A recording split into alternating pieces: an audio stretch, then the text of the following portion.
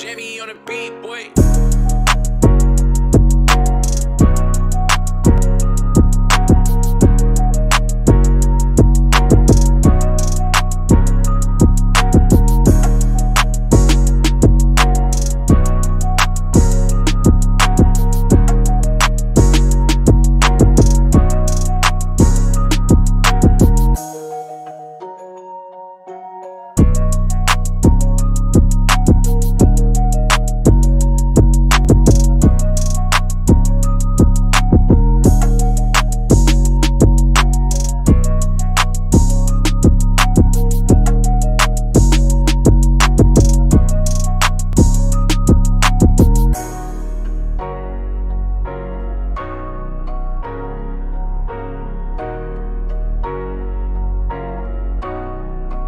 Jimmy on the beat, boy.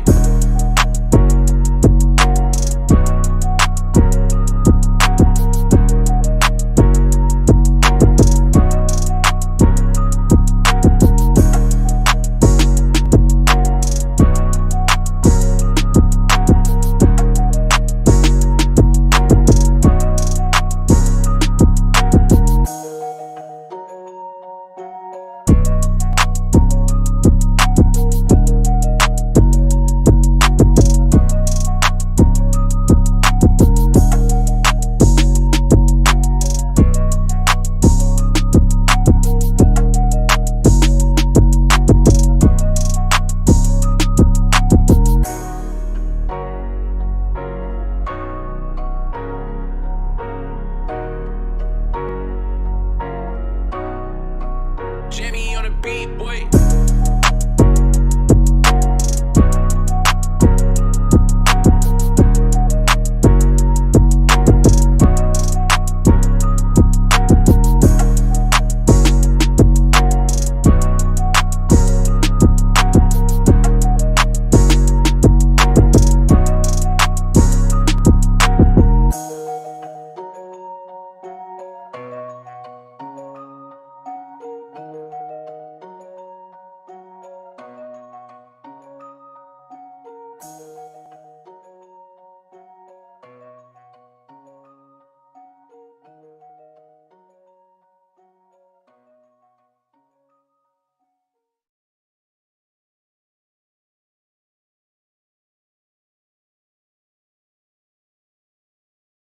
What's going on, everybody? Welcome to the Gin College Podcast. I'm your host, as always, John J. II, here with Cody Almasy. Cody, how are we doing today, man? Doing great, my man. Had a week off, feeling fresh, ready to go. Digging into some week 4 recaps, some week 5 previews. You know the deal, brother. Oh, yeah, I know the deal. Had a great time last night with the boys on the Double Coverage Podcast. It was a great kickoff for that one. That was actually week 2 of that one. So great show last night. Looking forward to NFL. Got our fantasy teams upright for the game tonight. So we're focused. We're dialed in. But first, we got to handle business with the college football slate. And we couldn't be more excited, man. Getting in the meat and potatoes of the conference play. And it's really interesting, man. Interesting stuff. Let's just start it right off. Let's talk about Maryland and Michigan, okay? Because this is a game that I have to talk about. I have to address because it's just one of those things. I was bent out of shape. Let me tell you, I was bent out of shape because I wanted Michigan to cover that 17 points. They've been playing well. I thought they could do it. I was at a bachelor party over the weekend. I had a buddy of mine getting me all gassed up about the maize and blue, and I just couldn't resist it, man. I even posted it to my private story on Snapchat, and I was feeling good about the maize and blue. Let me tell you, maybe I had a couple beers that night. It is what it is. But tell me what happened here. What's going on with the maize and blue? Yes, they pulled off the win, and Harbaugh might not be too concerned about the bettors, but what's going on with this team, this Michigan team? What's their longevity look like, and how did you feel they played in this game? Yeah, I was a little preoccupied at Eastern Michigan University, taking care of some business there. So I look at the box score once I get done. Hadn't looked at my phone all day, and I see we only cover by. I mean, we don't cover. We only win by 7 points, and a little alarming. I thought we'd handle the Terrapins a little more. That's 17 points. It's a lot. A couple of these spreads this year for the Wolverines have been pretty lofty, but when it came down to business, took care of business, and it's nice to get a kind of little punch in the mouth, get some resistance to open up conference play after having some cupcakes for breakfast, lunch, and dinner to open up the slate. And yeah, 4-0, that's all that matters, at least for this week. Got a tough first time we're going on the road next week for the Wolverines, so we're going to talk about that a little later. Blake Quorum, though, just hats off to him. Last week, hit a career high, 5 touchdowns, ties the school record, and then this week hits 2 more.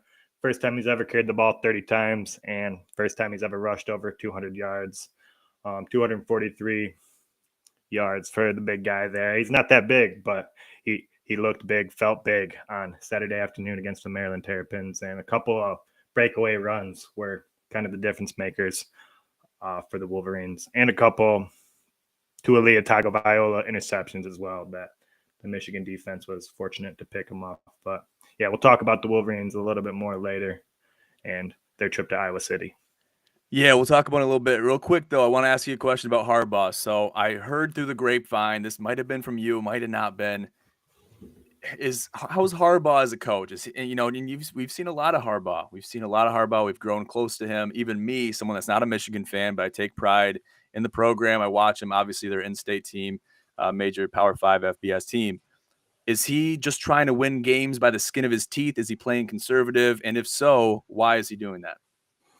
If the opportunity presents itself, he's going to put the pedal to the metal. But he's got to take risks to really make a statement win and emphatically beat a team by 2 or 3 touchdowns. He's not going to do that. You can look at the box scores of his games, and he just wants to get out of there with the win, make minimal mistakes, and that's kind of his mantra. Our fans are quick to forget. Squeaked one out against the Rutgers last year, and Nebraska Cornhuskers, who only won 3 games, took us to 2 overtimes. So we got to kind of take a step back and remember that it's not always a beautiful journey, but if you get a win, it's a win. And that's all that the fans are going to remember, and the people who are voting for rankings at the end of the year, unless things get really close. Then we're going to have to nitpick schedules and things of that nature. Yep, that's right. You can never play too safe, but sometimes you can. It can bite you in the ass. So as long as you're not playing too safe, you're taking risks where you have to, not getting too risky. You're going to win some games. You might not cover a lot of games, especially if you're blowing out teams, and then you're playing teams like Maryland, which they have the tools to get it done. But if you're going to keep cutting it close, that might be a game where Harbaugh's not going to want to take too many risks. You might want to take the other team, which in this case, it was Maryland, to cover. It is what it is. They won the game. 0's on the board. It is what it is. Got the dub. Still undefeated. Still within the top 5. So we'll talk more about Michigan here a little bit. We could talk about them all day long. I'm sure we could. Let's move on, though. Let's talk about Clemson, Wake Forest, 51-45 after 2 OTs. Crazy outcome. I don't think anyone expected this to happen. And this week is going to be a lot about complacency. A lot of teams got complacent. They got comfortable where they're at. Maybe it's their team stature. Maybe it's their team history. Maybe it's how they're doing this year. I don't know what it is, but some of these teams got complacent, and a lot of teams got away by the skin of their teeth this week. So tell me about this game. What do you have to say about it?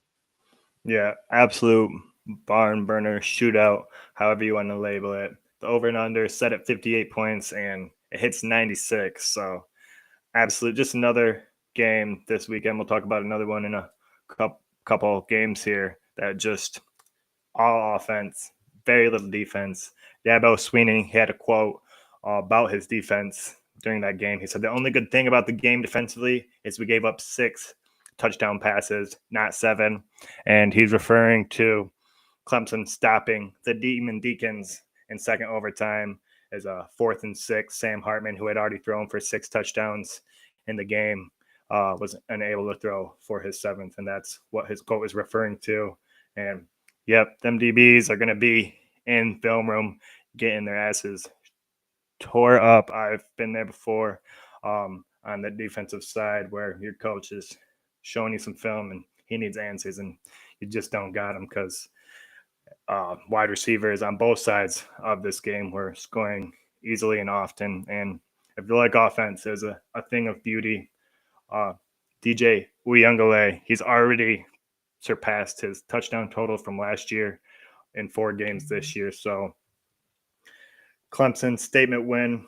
I think everybody on the Wake Forest team and the coaching staff alike thought they were going to win that game at home against the Tigers, and Dabo Swinney a loss. But Wake Forest still has yet to defeat Clemson since 2008, and Clemson's hanging around at number 5. Yes, they are hanging around at number 5, and there's not a lot of teams that can stay around that range as far as the rankings go, the AP poll rankings. If you lose a game, you're not going to stick around that area, unless you can handle one loss, maybe here and there. If you're Alabama, you can take a loss, maybe not 2, but you can take a loss and be pretty good going down the stretch, and even have a CFP run, in your cards.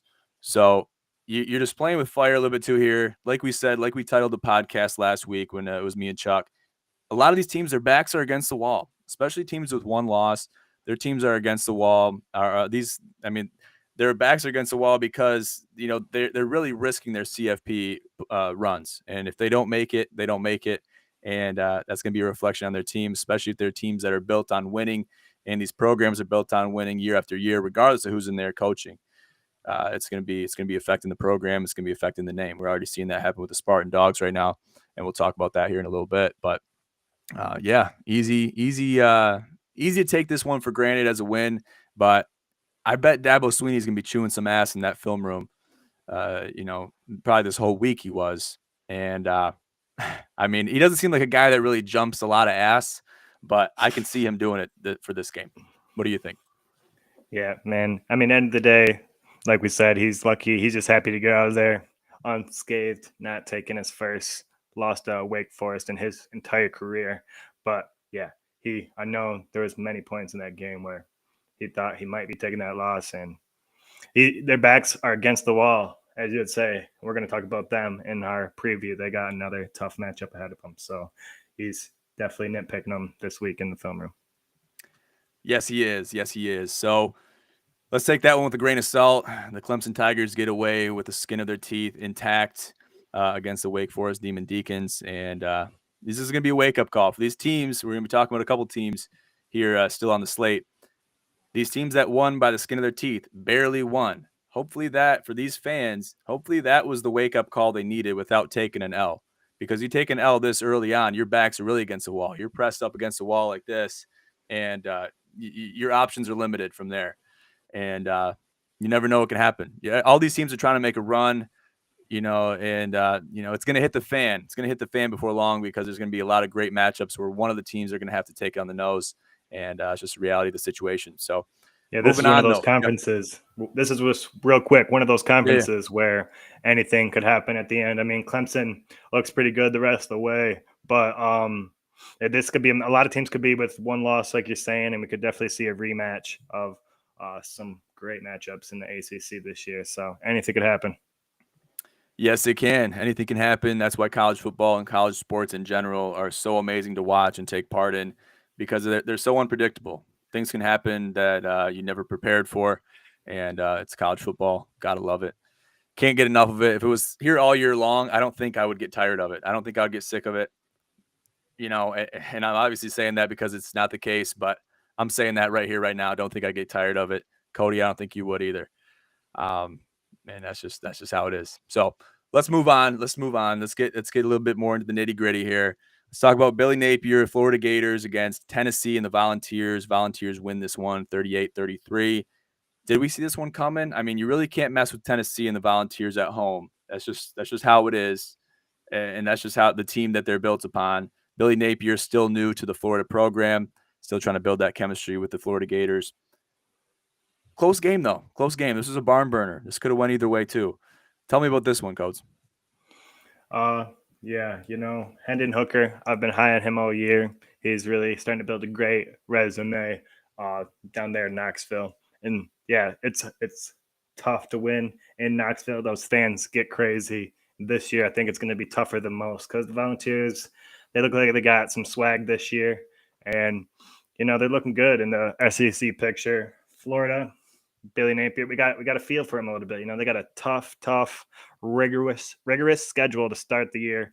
They went on they welcome in Utah, they welcome in Kentucky, and playing Tennessee. It hasn't been a really easy, breezy start to Billy Napier's career down there in Gainesville, and it's getting a hurricane thrown at him now, so it's not getting any easier. But Anthony Richardson and Hendon Hooker, they had a great matchup between two premier dual threat quarterbacks, lighting up the box score. Hendon Hooker, 112 yards on the ground, 349 more through the air, 3 touchdowns total, and is really that second option for these quarterbacks that ended up making the difference. Hendon Hooker, 22 for 28, way more efficient than Anthony Richardson's 24 for 44. And that's because Hendon Hooker was handing it off to Jabari Smalls, who was able to pick up 90 yards on the ground, catch a couple passes, turn one into a touchdown, and really take that pressure off of Hendon Hooker and allow him to play his game and not force it. Whereas Anthony Richardson throwing the ball damn near 45 times, having to run another 17 and score 2 on the ground yourself. It's a little bit of a different story there. You're a one-man show. None of your running backs can get over 50 yards. And that was kind of they had a late little comeback surge there, but fell short. And yeah, Tennessee's moving on. Florida falls to 2-2. That's right. In Tennessee and the Volunteers, they get a bye week before continuing their SEC schedule going into the 8th of October at LSU. That's going to be a hell of a game too, depending on where Brian Kelly gets the LSU Tigers. If he gets them in line, he gets them in line. If not, that's another thing too. Very similar situation with Brian Kelly and LSU and the Tigers. The same thing with Billy Napier and the Florida Gators, and even got Lincoln Riley at USC. You got these coaches with the coaching carousel, and I keep bringing it up. I'm going to make a montage video at the end of the season of how many times I've said this, because it's such an interesting dynamic to see. Power 5 big time coaches, Hall of Fame coaches, switch and completely flip the script and hop on that coaching carousel and jump into another team that, it's a different dynamic. Regardless of how good of a coach you are, it's going to affect the dynamic. So the Volunteers are getting it done right now, and I can count on them to continue to get it done. So look for this team going down the stretch. Watch them climb into the top 10. I think it's going to happen. I think it's very possible. So watch out for these Volunteers. Yeah, the Gators, they get something almost even better than a bye week. They get a matchup at home against Eastern Washington. So, they're going to have plenty of opportunities to get a rhythm back under their feet. And, expectations for Florida Gators fans should not have been to win the SEC. If they were, shame on you. And 2 losses to 2 good teams doesn't derail your coach's first year with you guys. So you still have a lot to play for. And yeah, don't let it snowball. 100%. Can't let it snowball. Let it get too out of hand. It'll get away from you. Moving on, let's talk about Minnesota and the Gophers, the Golden Gophers against Michigan State and the Spartans. I almost brought a tear to my eye saying that, because I'm looking at the record here, 2-2, unranked. We were unranked last week. Minnesota 4-0. They got to be ranked now after beating the Spartan Dogs at their place. And I could have a field day with this one. I'm sure Chuck could too. I don't think he could take the stage, could take the booth today, because he was so devastated. He goes to Michigan State. He was my neighbor, a couple years ago back in East Lansing. So I know those guys at his house, the Yacht Club. They're big time Spartan Dogs, and I'm feeling for them because they're in the city and they're really feeling it out there. Cody, tell me what happened in this game, and then I'll give my 2 cents after that. Yep. So we're gonna introduce a new segment going forward. We're gonna give out 2 shots of gin, 1 for good reasons. You had a great performance. You deserve to be celebrated. Your team owes you one. You got them the dub. And then the latter is going to be the clown of the week, the team, coach, or player that, there really is no excuse for their performance. And the Sparties are the honorary first receivers of the gin shot of the week shout out. And they get it for the negative performance. Don't know what's going on in East Lansing. It's not good. The Golden Gophers essentially shut them out. The Spartans scored their only touchdown in garbage time. And Yeah, 240 total yards is not getting it done, and I don't know how to explain it. I thought they might take a small step back without Kareem Walker and what he added to the offense, but I'm at a loss of words for what's going on right now in the Mel Tucker regime. Maybe you can help me out a little bit. Yeah, I wish I could. But I'm really lost for words too. And I'm a Spartan dog myself. I'm not afraid, not ashamed to admit it. But the program's in shambles. How else can we put it? There's no other way to put it. There's no way to sugarcoat it. After the loss at Washington, that was something we could kind of, it was tough. It was a tough pill to swallow too, but we could live with it. We saw some hope. We saw some fight, with Peyton Thorne in that offense. I didn't see that fight against the Golden Gophers at home. I didn't see it. Big Ten matchup. Obviously, you think of Michigan State when you think about the program overall. When you think about them very broadly, you think of them as a team that's at the top of the pack when it comes to the Big Ten. You think of Minnesota as a mid-tier team. Teams you got to worry about, but definitely a team you got to worry about. PJ Fleck, he runs a really tight ship over there. Got to worry about him all the time. But you didn't expect this kind of outcome. Not like this, not in this fashion, not to really embarrass themselves and the whole program, the entire fan base, the alumni, the students, everything in this fashion. That 7 points on the board, that's a consolation touchdown. They shouldn't even have that on the board. So, I mean, statistics, all that aside, it comes down to grit, it comes down to taking the field, to having pride in your school, having pride in the men that came before you, that took that field before you, and just to play for something more than yourself. I didn't see that on Saturday. And I'm really ashamed for the boys in green and white. And it's going to be really hard. Let me tell you, it's going to be really hard moving forward into the meat and potatoes of your season. You still got homecoming. You still got some big games. I don't know what the rest of the season is going to look like for the Spartans, but all I'm telling everybody, I tweeted it out yesterday, a couple days ago, play for pride, play for your school, play for your alumni. And that's all you can do at this point. So I'm hoping for the best for him. I'm still going to be rooting for him on the weekends. Still pulling for the boys in green and white. But it's just unfortunate to see it happen in this fashion. That's all I can say.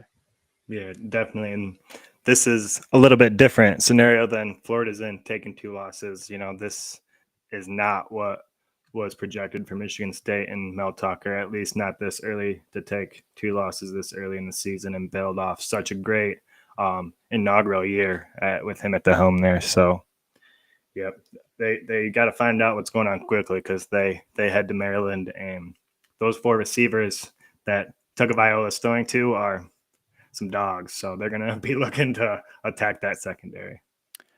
They're no joke. Let's move on, though. Let's talk about Kansas State against Oklahoma and the Sooners. I mean, this is a great game. I mean, are we giving out shots of gin in this game or what, Cody? Yep. Coincidentally, this next game, Adrian Martinez, he gets the inaugural positive shot of gin. This man had an absolute video game. Looked like he was playing NCAA 14, running around there. 148 yards on the ground, 4 touchdowns, and one of them was huge. He broke, he was behind the 50-yard line, and it was 3rd and forever. A huge point in the game. Oklahoma still trying to make that push, tie the game, force overtime, and he breaks a beautiful scramble. And yeah, he also threw for 234 yards, only missed 7 passes. So, Mr. Martinez, you get the first shot of gin that we're celebrating. Kansas State, that whole college is buying your jersey now. You just upset the number 6 team in the nation, the Sooners. I mean, the Sooners played a great game as well. Not defensively. This is another game where there was no defense really played, no turnovers forced, 1,000 yards of offense between the 2 teams. And yeah, just another barn burner.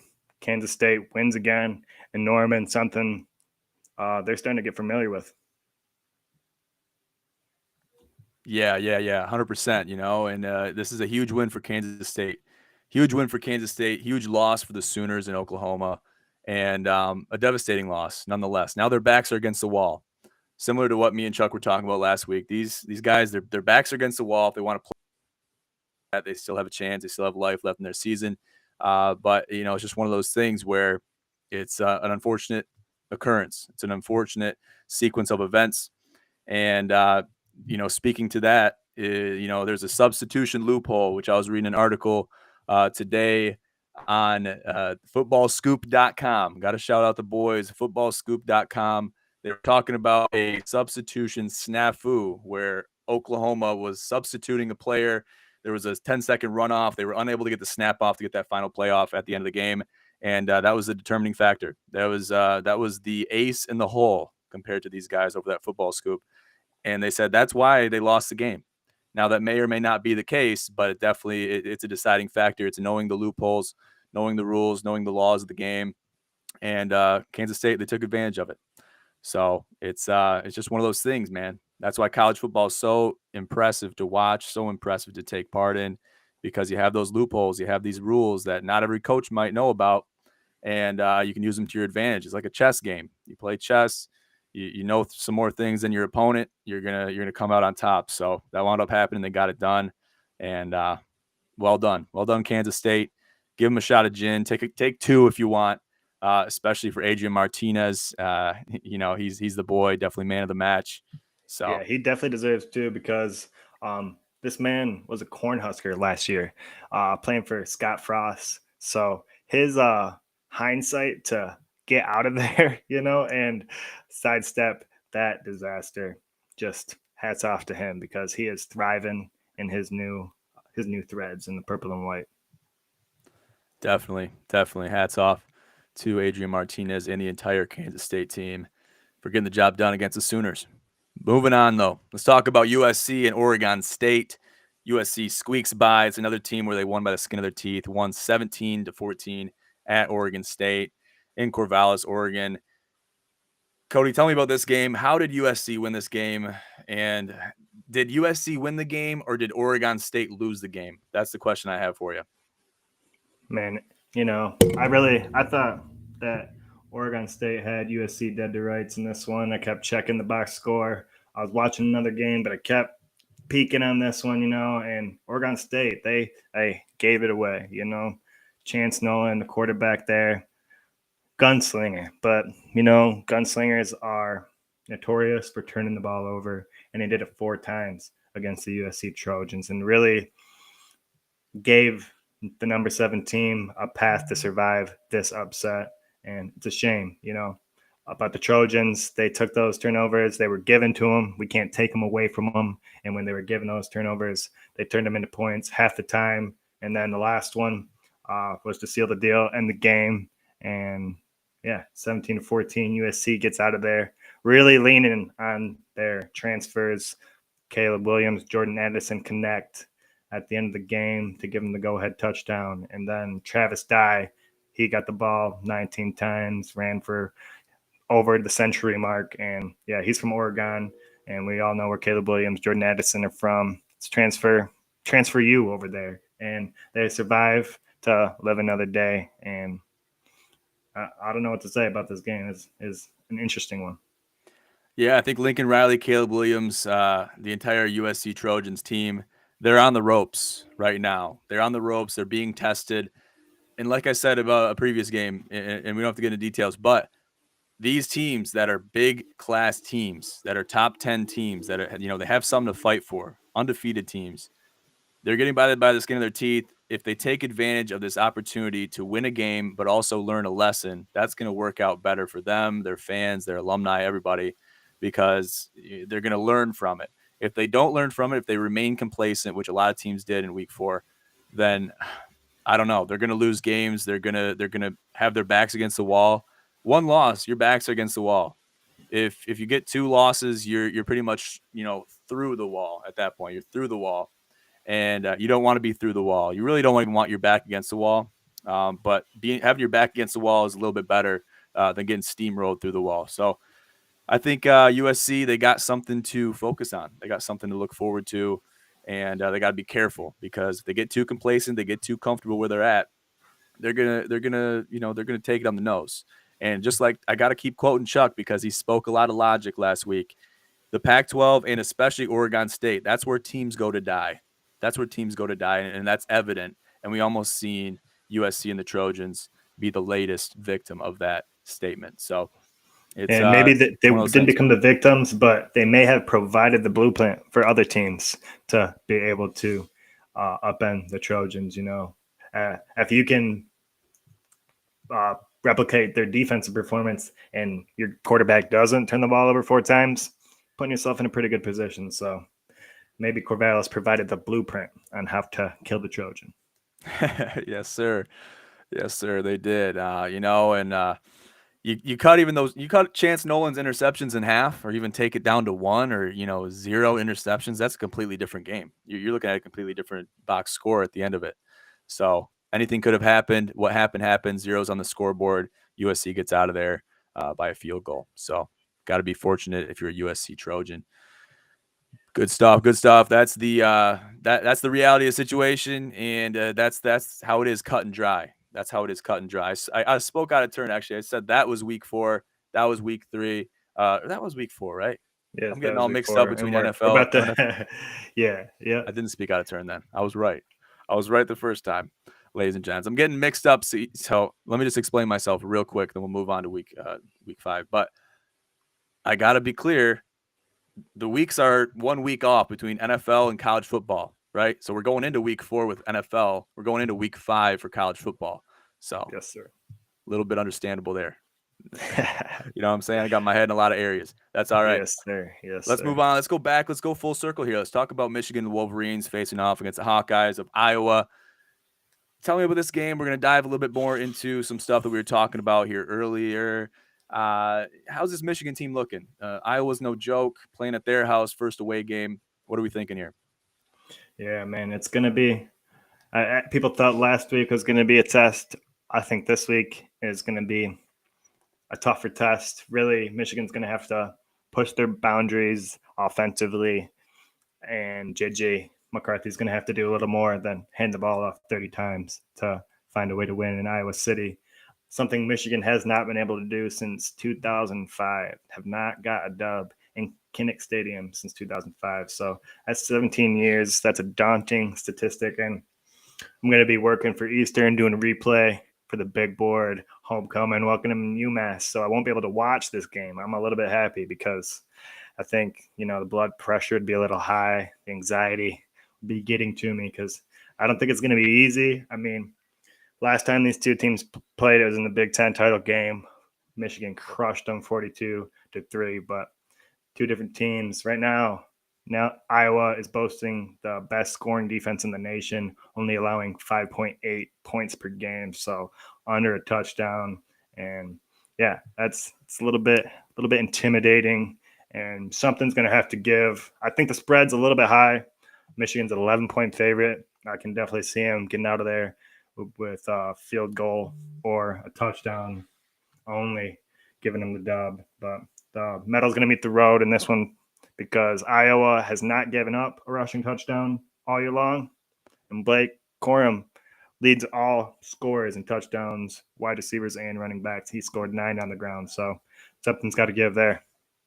Something's got to give. It's going to be a true test for J.J. McCarthy, too, right there at the helm at quarterback for Michigan. He's going to be tested. He is being tested every single game from here on out as the guy, as the man. Can J.J. get it done, or do you think he's going to be crumbling under pressure here? Hey, man, I got faith in my boy. I got the JJ jersey in the closet. So, oh, yeah. I had to tee you up there. I got faith in him. Yeah. Okay. All right. Got to have faith in the boy. But Michigan hasn't won. Let's just reiterate. Let's restate this, okay? And I got some. I know I don't have much room to talk because my Spartan dogs, and we're not gonna talk about that. Michigan hasn't won in Kinnick Stadium since 2005. Let's just paint a picture. How long ago was that? Was that 17 years ago? Long time. 17 years, right? 10 years old. Okay. Yeah. I mean, we're getting older, Cody. We're not getting any younger. But that is a daunting statistic. Daunting statistic. Statistics were made to be broken, though. They're not meant to be. History will always repeat itself. Yeah, but I think Michigan, they got the team to do it. I don't think that Harbaugh can play that conservative Michigan football against a team like Iowa when they're out for blood. Iowa Hawkeyes, they want to keep this statistic going. They want to keep this the 17 win streak at home. They want to keep that alive, especially against the 4th ranked Michigan Wolverines. So we're gonna see if they can hold up. But I got faith in the Maize and Blue. I'm gonna be pulling for them. So that 11 points. So after last game, after the conservatism on the football field, that I have to put on the coaching, and it all stems from Harbaugh. It might be too high of a spread. I think 6 points is a nice, comfortable spread, and it's also not too generous. But you never know. Never know. Anything can happen. Yeah, I feel safe. And it's just the question about what time is it? Is it 9 o'clock JJ 30 or is it 2 o'clock Blake Quorum time? Okay, so that's what it comes down to. Write that down on your whiteboards, baby. Jesus. Okay. All right. Hey, let's just leave it at that. Let's just leave it at that. We'll wait for the game, and we might have to rewind and go back and make a clip of this, throw it on the IG of what we talked about. So that's okay. Let's move on, though. Let's talk about Oklahoma State and Baylor. I think this is a rematch game of a bowl game. Is that correct, or am I speaking? Oh, it's another conference championship rematch. Conference championship. That's right. So we got Oklahoma State 3-0. We got Baylor 3-1. Only lost to Brigham Young University and the Cougs. 3:30 game happening on the 1st of October. Baylor -2 at home. I mean, how do you pick this one apart, Cody? How do you pick this one apart? Which way do you go? How are you feeling about this one? There's a lot of variables that kind of go into this one. Which version of each quarterback are we going to see? But this game in that Big 12 championship game came down to 4th down play, inches. Literally, Baylor stops them at the goal line. Such a great finish. We've talked about it a couple of times on Gin College podcast. And, the Cowboys are still feeling that. The running back, Dominic Richardson, he is quoted saying, "We use it to fuel us," quoting that loss, that just inches, man, millimeters, centimeters, that they could have been Big 12 championships. So they're sitting on that, and they're ready to produce a different result this time. But it's going to come down to what version of Spencer Sanders we see. Last game in the Big 12 championship game, he threw 4 interceptions to the Baylor Bears, and he cannot be doing that. If this year so far, he is the contrary. He's got 10 TDs, only 1 interception, a couple more on the ground. He's looking like an offensive weapon. So that's going to play a lot into how this game plays out. It's going to be a dogfight. That's all I can tell you. It's going to be a dogfight. Bears versus Cowboys. It almost sounds like an NFL game. It does. Talk about it like that. Sounds like a Thanksgiving matchup. Yeah, it really does. I mean, we're talking about conference championship rematch here, only 1 year into the future. Now we're talking about a regular season game, Big 12 regular season, getting into the thick of it. These teams, they don't have many games under their belt, and still very early. I think it's a very appropriate spread of 2 points. Okay, I'll give you that. Very appropriate spread. I guess real quick before we get into the hot round with the bets, which way are you picking this game? Man, this is definitely, I was just about to say, should be probably a pick 'em. Could be. Probably just, Baylor's at home. So that's why they get the 2 points. But that means on a neutral field slate that Oklahoma State's -1. So that's as close to as a pick 'em as you can get. And it's just going to come down to those X factors in this one. Quarterback play is going to be key, my last taste in my mouth of Baylor is that BYU game, and they looked tough. And the quarterback, he did not look good. So, I'm leaning towards the Cowboys right now. So just to paint the picture, I'm leaning Cowboys too. I think they have unfinished business. But going back to the Big 12 championship last year, that is the mantra when it comes to football, whether you're talking about college or NFL, maybe not Canadian football. But when you're talking about football, game of inches, we're talking about less than inches. It's a game of millimeters here, okay? Centimeters. And that defined it. That defined it literally. So I think OSU, I say OSU like Ohio State. I say Oklahoma State and the Cowboys, they have unfinished business. They're going to get the job done at home. Give me Oklahoma State money line because I think they can do it. I think they can get it done. And even with that loss against Baylor, I think they might get complacent. They might think of last year, think about the Big 12 championship, think about, okay, we made a goal line stand and, we got it done. they might get complacent here too. So give me Oklahoma State. I'm going to ride them into the sunset. If I'm wrong, I'm wrong. I'm taking them all the way in this one. So Ride you 'em, heard it here Cowboy. first. Ride them Cowboys. Let's go, baby. All right, let's move on. Let's talk about NC State and Clemson. Clemson -7, NC State +215, the money line, over under 43, playing at Clemson's place. How are we feeling about this one? Yeah, as much as I really love to see the Wolfpack, number 10th ranked team, come in there and ruin Dabo Sweeney and DJ Uyungale's day. The Wolfpack has another daunting stat, much like Michigan faces. They have not won in Clemson, South Carolina since 2002. That's the Phillip Rivers era for you all. I bet you didn't even know he played for NC State. Me and John didn't. So we're aging ourselves again here. And yes, sir. yeah, they're going to have to, maybe Phillip Rivers, I expect him, honestly, to be in attendance there with his numerous children, all in Wolfpack jerseys, cheering on the Guaranteed. Wolfpack, man. Yeah. Guaranteed he will. This is another, top 10 matchup here. Both teams 4-0. Night game, playing under the lights, most likely. I mean, it's going to be a dogfight. 4-0 teams. Listen, I'm going to make this statement right here, right now. And this is kind of, a blanket statement. People are going to say, oh, that's a cliche. Okay, that's generalized, whatever.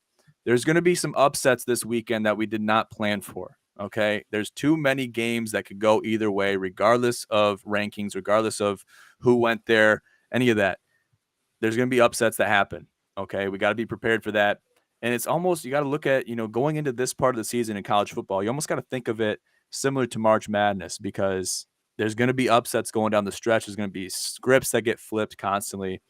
And you got to be aware of that. So I just want to advise the bettors, and I'm by no means a financial advisor, but I want to tell you, be aware of these upsets. Be aware of these games that could get flipped, that, could surprise you, because this could be one of them right here. I think a loss is looming for Clemson Tigers, personally. I like this NC State team. I think they're gritty. I think they like to fight. They don't mind hitting. They're very physical. So I like NC State in this game. Give me them with the points. I think they can get it done. And I'm going to be trying to snipe a couple upsets here and there. And I wouldn't even call that Oklahoma State game an upset. That's about as even as you can get it. Like Cody said, that's a pick 'em as far as I'm concerned. If I'm the bookie there, I'm making that a pick 'em, real easy. But yeah, I like NC State with the points, man. Yeah, the recipe is definitely there for them to get their first win in Death Valley there since 2002.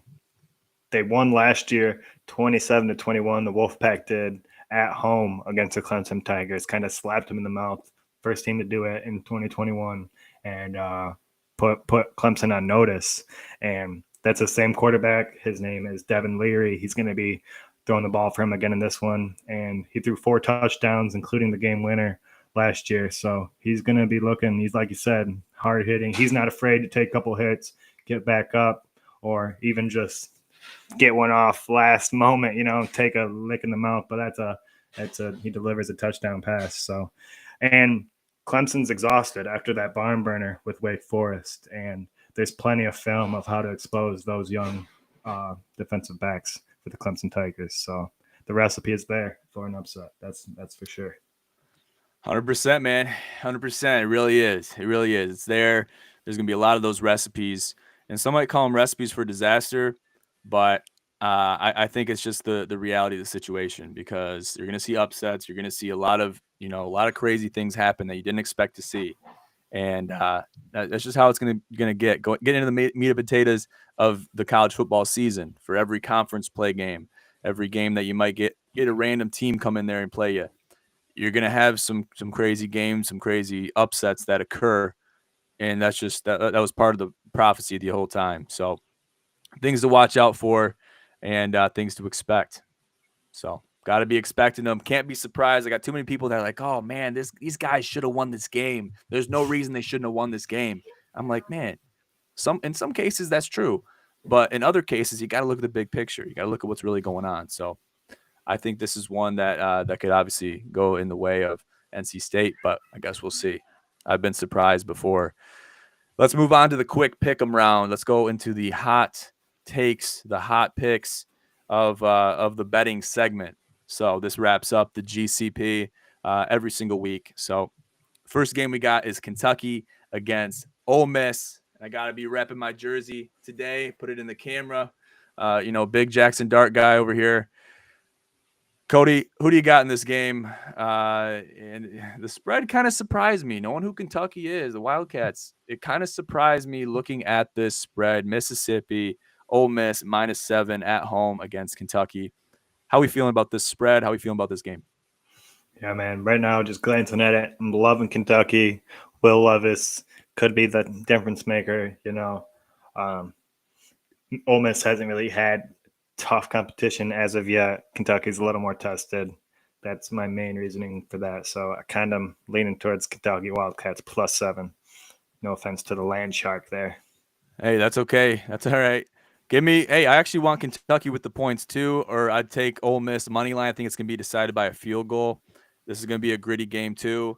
I do. I think it's going to be within that 7-point range. I think Kentucky covers this game, but I do think Ole Miss gets the job done. And if they don't, then Kentucky still covers that spread anyways.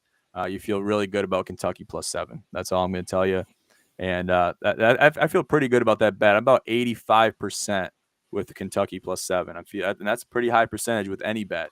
Okay, throw it in a parlay. Feel good about it. If it doesn't hit, if Ole Miss pulls away, or if Kentucky just doesn't put the points on the board, don't kick yourself for it. It was still a good bet. It's a good bet no matter how you slice it. So I like that one too. What else we got here? Let's talk about Hurricane Ian. Obviously, Hurricane Ian has caused devastation throughout much of Florida. We just want to extend from here over at GSN and Gym Pros. We want to extend our condolences to all those that have lost their homes, lost loved ones, and are being affected by this storm. So it's just it's a tragedy. It's a natural disaster that happens. And unfortunately, just the geographical location of where Florida is at, they're very susceptible. Anyone that lives there knows that they're susceptible to these kinds of natural disasters. But nonetheless, we're really hoping and praying for them tonight. So yeah, we're feeling for the people down in Florida. A hats off to all the players, coaching staff, athletic departments, parents who travel is affected, lives are affected, and they're still playing these games even with such devastating events taking place. So just hats off to you guys for that. Yeah, 100%, man. And even the linemen, even the people that are going down there ready to help those and the first responders, shouts out to them too, because they're the real heroes that are going there and affecting, change and helping these families and these people that are affected by this storm. So props to them, and they're the true heroes in all of this. So just wanted to extend that word of wisdom, that word of condolences out there from the GSM family to everybody out there. So do we got another game on here that we want to talk about? I'm looking at this one real quick. Washington and Cal. Washington -2.5. Do we want to stay away from that game, or how are we feeling about that? Washington -2.5. Yeah. Yeah, man, I'm liking that. Or that's Washington. Wait, where we got? Oh, I'm lost here. I got Washington State and Cal. Oh, do you really? Yeah. Okay, I'm putting the blame on Odd Shark for that one. It says Washington versus California, Los Angeles. So that one's on you guys, Odd Shark. I'm throwing shots out here on the live right now. Washington State against Cal. I honestly like that too. I like Washington State -2.5 against Cal. Give me them. Give me them all day. All right. And the only other game I wanted to take a look at was, do we think that Arkansas has a chance of covering the 17-point spread against the Alabama Crimson Tide? So the Razorbacks, they're going to be out in full force, right? They're going to be out in full force. Ranked 20th, 3-1. I believe John Daly is going to be in attendance. Okay, 3:30 game. This one's going to, at home. Obviously, everyone's going to be rooting for the Crimson Tide. All right, everyone in the right mind is going to be rooting for the Crimson Tide. I'll tell you this right now. I'm taking Arizona or Arkansas and the Razorbacks over the Texas Longhorns to give Alabama a game. Yes, we're going into the 5th game of the season, but I feel a lot better about this Arkansas team, man. And I just feel better about them. What do you have to say? Yeah, I mean, 17 points, that's a lot, at home. against Alabama when we watched the Longhorns really take them to the brink in week 2. So, hey, there might be money to be made there. Arkansas has really nothing, to lose in the grand scheme of the SEC after dropping one to Texas A&M in a heartbreaker. So they're just, Alabama has everything to lose. Arkansas, they're ready to sacrifice it all to get that dub in front of John Baylor. I think you're right. I think you're right. It's going to be a battle through the air. KJ Jefferson against Bryce Young. Who's going to get it done? Who's going to be more versatile in the quarterback position? You look at their statistics, man. I'm looking at Bryce Young compared to KJ. Those statistics are quite similar. If you're looking at it from a percentage standpoint, KJ, I think his completion percentage is looking a lot better. Their yards are very similar, 1029 for Bryce Young and 941 for KJ. Through 4 games, 8 touchdowns, 1 interception. Bryce Young, 13 touchdowns, 2 interceptions. So those statistics are very comparable. It's going to be a battle of the quarterbacks. Who's going to keep the level head? And I think KJ and the Razorbacks are going to get it done at home. I think they're going to get it done, at least cover this game. But Bryce Young, he's a magician. What can we say? He's a magician. He's going to get things done no matter what. And he's a great bet no matter how you slice it. Well put, my friend. Thank you, sir. Thank you. Good deal. All right. Well, hey, that brings us to the end of the show tonight. Cody, you got any final words for the folks out there listening in? Just go Eagles, baby. Homecoming week here in Ypsi. So just feeling that school spirit. I'm going to smash UMass, baby. Yes, sir. Shouts out to Big Game Boomer on Twitter. Marked Eastern Michigan as the #1 most hyped school this weekend on game day. I had to share it with Cody earlier because he's a big sports guy over there. Does a lot of work for the volleyball team. Even writes a column in their newspaper. Right? What is that publication that you got that you've had a column in? It's called the Eastern Echo, student-run newspaper established since 1881. So long-standing here in the community, and actually covering the UMass Eastern game this week. So try to write up a gem. Secure the front page. Hey. That's right up this kid's alley, man. Cody, you got a talent, man. You got all kinds of talents. You're using them in all kinds of different ways. It's a pleasure to have you here on the GCP, man. Happy to have you on here, share your experiences and share your expertise in the beautiful game of college sports, college football, college basketball coming up here in the winter. Couldn't be more excited for that. But let's get through the season. Let's just bask in it. It's flying by. It's going by quick. It's going to be gone before we know it. So I'm going to keep saying that, too, just to make it last that much longer. Just going to keep saying it and make it last every moment we can. So good stuff, guys. Thank you so much for tuning in to the GCP. Make sure to follow us on all our social media. Visit the link tree at the bottom of this podcast in the description. Follow me on Twitter at Jim Commish. Follow us on Twitter at Jim Pros. Follow us on IG, Jim Promotions, and at Gin Sports Network. And check out our website for all our content. Everything's on there. Podcasts, IG posts, articles, everything is on there. GinSportsNetwork.com. And we'll see you guys on there. Make sure to reach out any way you can and give us some comments, suggestions. Throw some backlash at us. We love controversy, so throw us anything you want. Throw shade. Do whatever you want to. Whatever you want to. Just beware what you say because I will come after you, and I'm not going to be nice about it. So I'll leave it at that, guys. Thanks again so much for tuning in to the Gin College Podcast. I'm your host, as always, John J. II with Cody Almasy. Have a great night.